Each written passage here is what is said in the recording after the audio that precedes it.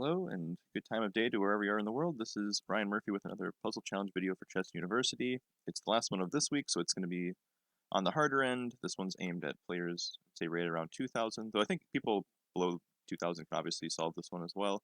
The solution's not very long, but it's a tricky move. So this one comes to us from a game played on chess.com in one of their online tournaments between Leonard Vu and Jeffrey Zhang. It came with a very interesting opening, so going back through that will be, I think, already kind of intriguing. But here it's white to play and win from this position. Black has just played the move queen takes on d3. So to rewind and see how we got here, let's go back to the start. White began the game with d4. Jeffrey played b5, just trying to get his opponent out of theory, probably, get an offbeat position. And it's funny, White reacted in the proper way, initially grabbing the center, which is what you're supposed to do, attacking the pawn on b5. And then trying to undermine it with a4. I think that's a very reasonable idea. Trying to win a pawn and forcing the pawn to go further up the board, which makes sort of more of a weakness. And then white goes c3, which is maybe not the most correct way to go. Probably just normal development at this point is pretty good, like knight f3, bishop d3, these sort of moves. Because after c3, instead of taking, which would of course help white strengthen their center or develop the knight, or defending with a5, Jeffrey correctly prioritizes development now and plays bishop e7, hitting the pawn on e4. Bishop d3 defending, e6 to get the other bishop open.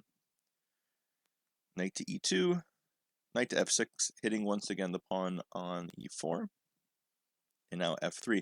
So white basically has gone for a setup where they guarantee a good two-pawn center, but their development's a little bit slower and their pieces are slightly hemmed in at the moment. But at the same time, if they can keep the center, it's a long-term stable advantage.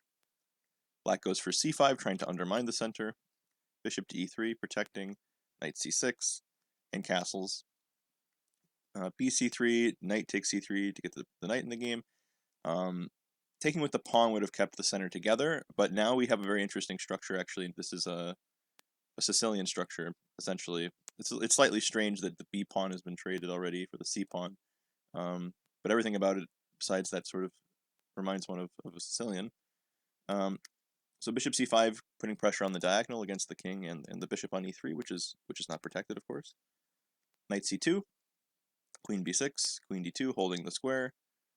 No need to activate black's queen to c5 for free. And the nice thing here, after a5, Jeffrey takes on e3, white recaptures with a knight, and now white has a very good grip on the d5 square, so it'll be very difficult for black to achieve the break d5, although otherwise black's doing pretty well. The rest of their pieces are pretty strong, especially the knight on e5. So queen a7, king h1 to get out of the pin, short castle, pawn to b4. White has a 2-against-1 majority over here on the queen side, so they probably want to play something like b5 eventually to unleash the a-pawn and get some counterplay. Black plays queen to d4. White defends the bishop with rook f to d1, bishop c6, and now b5. And in this moment, black should have taken on b5. This is probably their best chance. Position's probably roughly equal after this. And then if bishop takes b5, black would flick in the exchange of queens to not lose their queen. Takes, and we would reach a position I was kind of highlighting earlier, where white ends up with the outside pawn. And maybe you can enjoy some advantage, though at the same time, there's definitely chances that this pawn could become a target as well. So rewinding to here, as we said at the outset of the video, the position we're interested in is after queen takes d3, because here it's white to play and win material. So as always, in the video description, you'll find a link to the official post for this video on chessuniversity.com, and if you make a comment there before we post the solution tomorrow, you can get rewards points on your account towards future purchases on the website. So hope you guys check it out. Thanks for tuning in, and I'll see you guys tomorrow with another video.